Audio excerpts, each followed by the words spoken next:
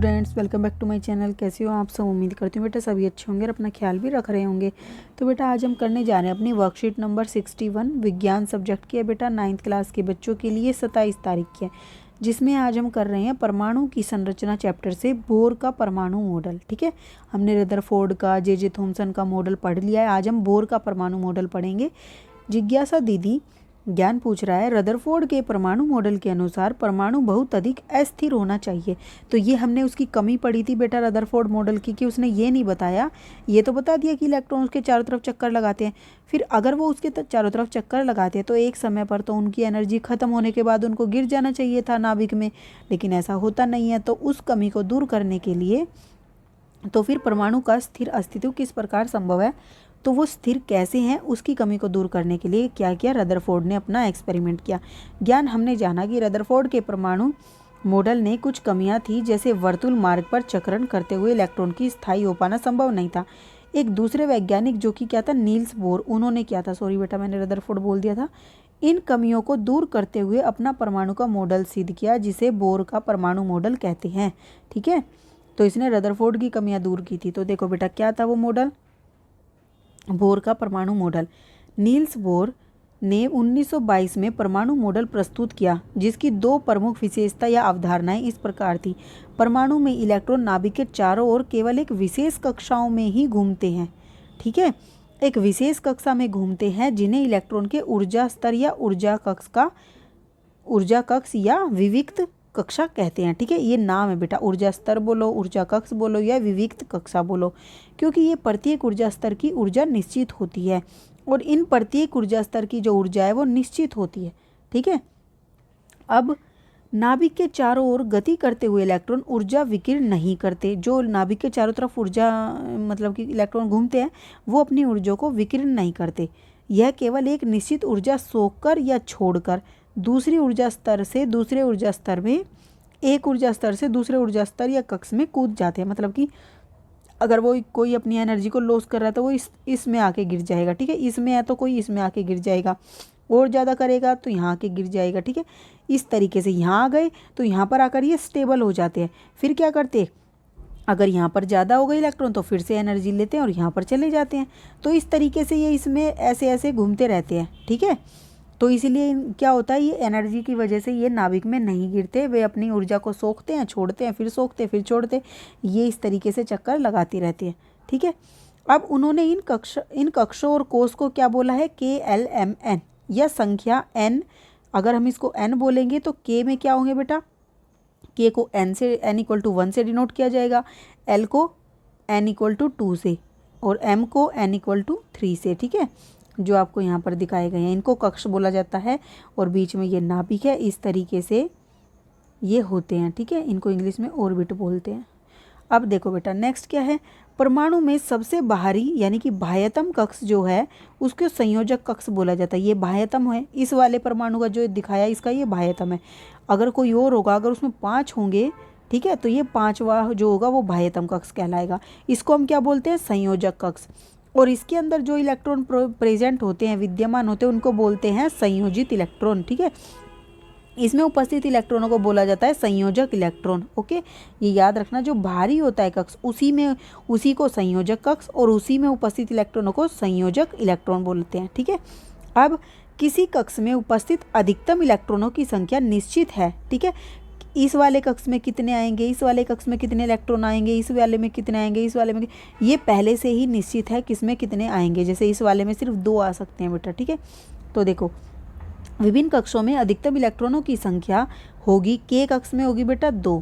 ठीक है, ये हम इस फॉर्मूले से निकालते हैं, जिसे 2n², जहाँ n का मतलब क्या है, ऊर्जा स्तर, और कक्ष की संख्या ये। ठीक है, सूत्र से दर्शाया जाता है। तो अगर हम यहाँ पर बेटा n की वैल्यू पहले कक्ष की बात करेंगे तो 1 पुट कर देंगे, 1 पुट करेंगे तो हमारे पास 2 आ जाएगा, यानी कि ये इलेक्ट्रॉन की संख्या पहले वाले में 2 आएंगे। दूसरे में बेटा दूसरा कक्ष है तो 2, n को 2 से डिनोट करेंगे तो 2 से करो, 2 का स्क्वायर लगा के लिखोगे तो इसके मतलब इसमें 8 इलेक्ट्रॉन आएंगे। ऐसे ही हम करते जाएंगे, m कक्ष में 18 हो गए। सबसे भारी कोष में इलेक्ट्रॉनों की अधिकतम संख्या 8 हो सकती है। ठीक है, अब यहाँ पर बेटा क्या होगा, जो बाह्यतम होगा इलेक्ट्रॉन का कक्ष, इसमें केवल 8 ही आएंगे। बेशक से 2n² के हिसाब से मान लो उसमें 18 है, अगर वो किसी इलेक्ट्रॉन का ये वाला तीसरा है बेटा, मान लो ये है, ठीक है, इसमें 2 आ गए, इसमें 8 आ गए। अब ये किसी मतलब उसका क्या नाम है, एलिमेंट का बेटा, परमाणु का, ठीक है, किसी परमाणु का क्या होगा, ये बाह्यतम कक्ष है तो इसमें 18 आने चाहिए, लेकिन ये बाह्यतम हो गया इसलिए इसमें 8 इलेक्ट्रॉन ही आ सकते हैं, ठीक है, ये याद रखना। अगर ये इसके बाद भी कोई एक और होता तो इसमें आ जाते, लेकिन अब ये बाह्यतम है तो इसलिए इसमें 8 ही लाएंगे, 8 ही इलेक्ट्रॉन आएंगे, ये याद रखना है आपको। ओके, फिर देखो बेटा न्यूट्रॉन क्या है। अब एक और अवपरमाणु कण की खोज जे चैडविक नाम के वैज्ञानिक द्वारा 1932 में ही की थी, जिसका नाम न्यूट्रॉन था, ठीक है।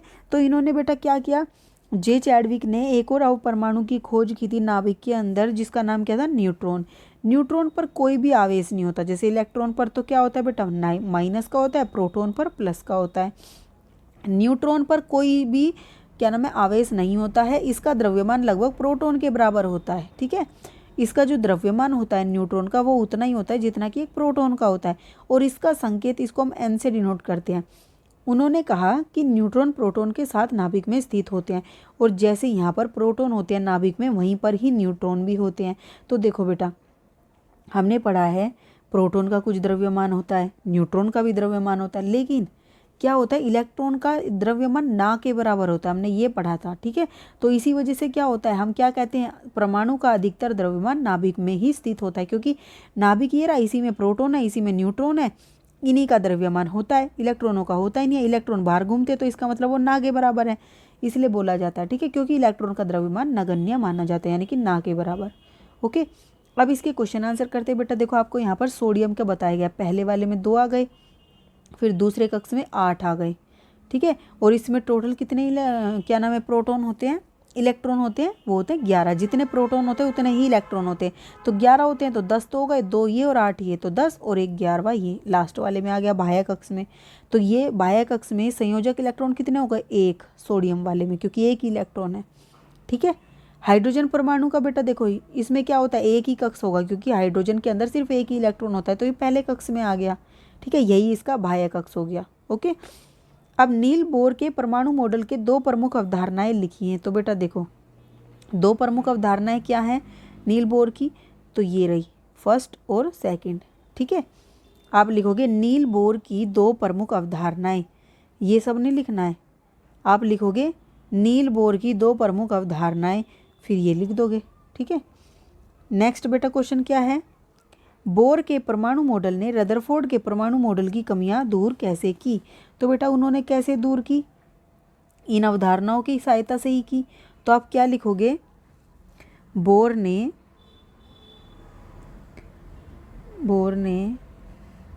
रदरफोर्ड के मॉडल की कमियां अपना परमाणु का मॉडल प्रस्तुत करके की, जिसमें उन्होंने बताया कि इलेक्ट्रॉन एक विशेष कक्ष, एक नहीं बेटा, इलेक्ट्रॉन विशेष, ठीक है, विशेष कक्षाओं में घूमते हैं, ठीक है, जिनकी ऊर्जा है बेटा ये, ठीक है, ऊर्जा निश्चित होती है। और इलेक्ट्रॉन क्या करते हैं, इलेक्ट्रॉन यहाँ पर आप लिख दोगे, इलेक्ट्रॉन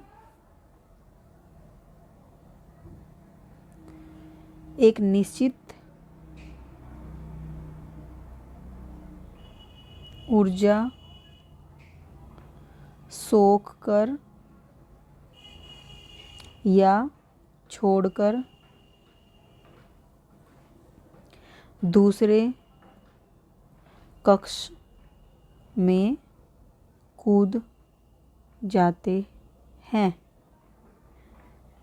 ठीक है, ये आप लिख दोगे। इस प्रकार उन्होंने इसकी दूर की थी।